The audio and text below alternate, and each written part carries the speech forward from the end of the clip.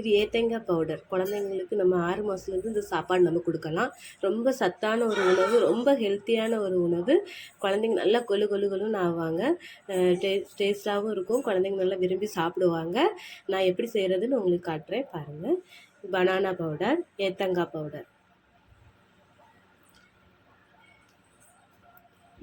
இது எந்த காய்னா, நம்ம நேந்திரங்காய் சொல்லுவாங்கள்ல, நம்ம சிப்ஸ்லாம் சாப்பிடுவோம். அந்த சிப்ஸு தயாரிக்கிற காய் இது ஏத்தங்காய். அந்த ஏத்தங்காயில் தான் நம்ம வந்து இந்த பவுடர் பண்ணியிருக்காங்க. நம்ம எப்படி செய்கிறதுன்னு பார்ப்போம். ஃபஸ்ட்டு நம்ம 1 ஸ்பூன் ஏத்தங்காய் பவுடர் எடுத்துக்கிறோம். Banana powder 1 spoon banana powder,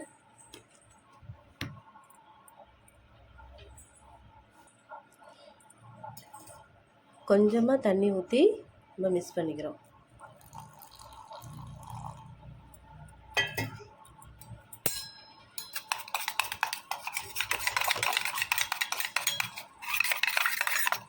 நல்லா கட்டி இல்லாமல் ஃபஸ்ட்டு நம்ம கொஞ்சம் தண்ணி ஊற்றி நம்ம நல்லா மிக்ஸ் பண்ணிக்கிறோம்.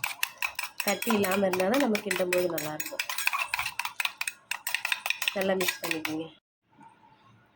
இப்போ நம்ம கட்டி இல்லாமல் ஏத்தங்காய் பவுடரை நம்ம மிக்ஸ் பண்ணி வச்சுக்கிட்டோம், தண்ணியில் கலந்து வச்சுக்கிட்டோம். இப்போ நம்ம வந்து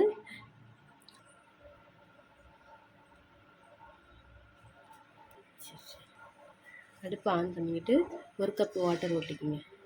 1 கப்பு தண்ணி ஊற்றிக்கிட்டு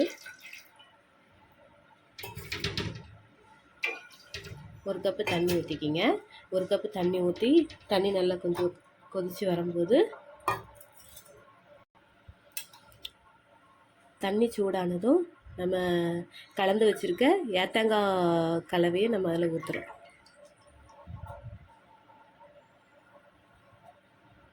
கட்டிப்படாமல் நல்லா கிண்டிக்கிட்டே இருக்கணும். நம்ம கை கொஞ்சம் கிண்டாமல் விட்டுட்டோம்னா அது கட்டிப்பட்டுரும். நல்லா கிண்டிக்கிட்டே இருக்கணும். அது வந்து கட்டிப்படக்கூடாது. நல்லா கிண்டிக்கிட்டே இருக்கணும்.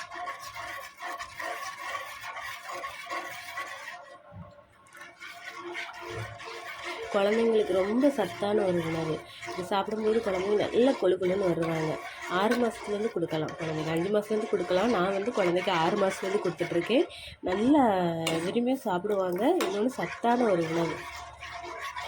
நம்ம தினமும் ஒரு வாழைப்பழம் சாப்பிட சொல்லுவாங்க. அதேமாரி குழந்தைங்களுக்கு இந்த பவுடர் கொடுக்கும்போது அவங்களுக்கு ரொம்ப ஹெல்த்தியாக இருக்கும். சுறுசுறுப்பாக இருப்பாங்க.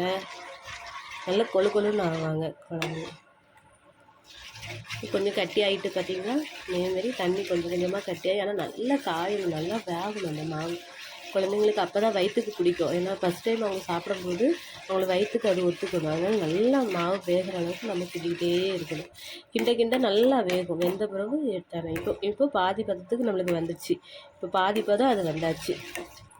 இப்போ பார்த்தா அவங்களுக்கு தெரியும், ஒரு கட்டி கூட இல்லாமல் நல்லா வெந்து இது வருது பாருங்கள். நல்லா கட்டி, ஆனால் கட்டி ஆகணும். ரொம்ப தண்ணியாக கொடுக்காதீங்க. கொஞ்சம் கட்டியான பிறகு கொடுத்தா விரும்பி சாப்பிடுவாங்க. ரொம்ப தண்ணியாக நம்ம கூவுறவுக்கெல்லாம் கிண்டுற மாதிரி கிண்ட வேண்டாம். கொஞ்சம் கட்டியாகவே இருக்கட்டும்.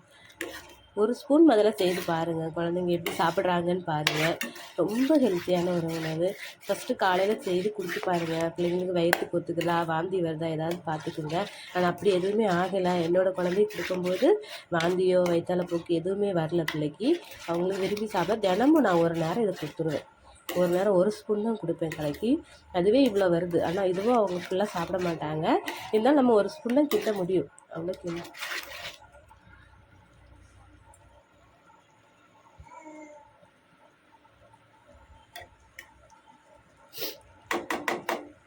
நம்மளுக்கு இப்போ ரெடி ஆகிடுச்சு. இது கூட ஃபஸ்ட்டு வெறுமனையாக செய்து கொடுங்க. குழந்தைங்க சாப்பிட்றாங்களா பாருங்கள். உப்பு, இனிப்பு எதுவுமே நம்ம போட வேண்டாம். ஃபஸ்ட்டு செய்து கொடுத்து பாருங்கள். குழந்தைங்க எப்படி சாப்பிட்றாங்க பாருங்கள். அப்படி இல்லைன்னா நம்ம நாட்டு சர்க்கரை ஒரு அரை கரண்டி, 1 ஸ்பூனுக்கு ஒரு அரை கரண்டி நாட்டு சர்க்கரை மட்டும் போட்டு நம்ம வந்து கலக்கி கொடுத்தா போதும். நாட்டு சர்க்கரை மட்டும் மிக்ஸ் பண்ணால் போதும். நான் எதுவுமே மிக்ஸ் பண்ண மாட்டேன். ஏன்னா அவங்க வந்து இது லைட்டாக சுருக்கி இருக்கும். அதனால் அது அப்படியே சாப்பிட்ருவாங்க. நான் அதனால் நாட்டு சர்க்கரையோ எதுவுமே மிக்ஸ் பண்ண மாட்டேன். நீங்கள் வேணால் ஒரு நாட்டு சர்க்கரை அரை கரண்டி, அரை ஸ்பூன் போட்டால் போதும். போட்டு மிக்ஸ் பண்ணி கொடுத்தா போதும். இப்போ நம்மளுக்கு ரெடி ஆகிட்டு பனானா பவுடர், ஏத்தங்காய் பவுடர். ரொம்ப ஹெல்த்தியான ஒரு உணவு. குழந்தைங்க கொழு கொழுன்னு ஆவாங்க. நீங்கள் கொடுத்து ட்ரை பண்ணி பாருங்கள், எப்படி சாப்பிட்றாங்கன்னு பாருங்கள். அடுத்து மேலும் நம்ம அடுத்த ரெசிபி பார்க்கலாம்.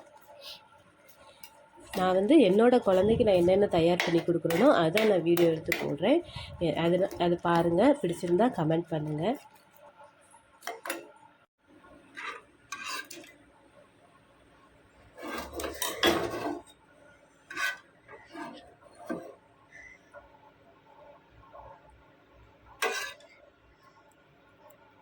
இது இன்னும் கொஞ்சம் திக்காக ஆகும்.